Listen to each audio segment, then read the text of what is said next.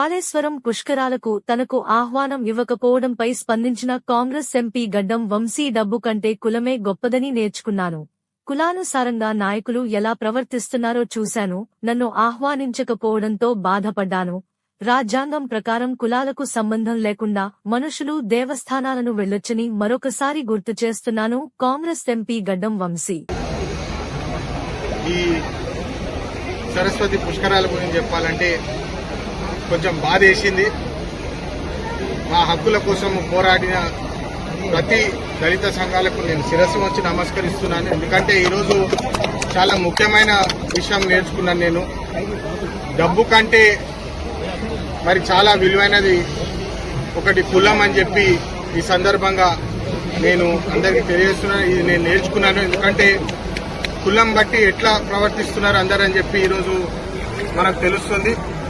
అందుకనే ఈరోజు చాలా ముఖ్యము.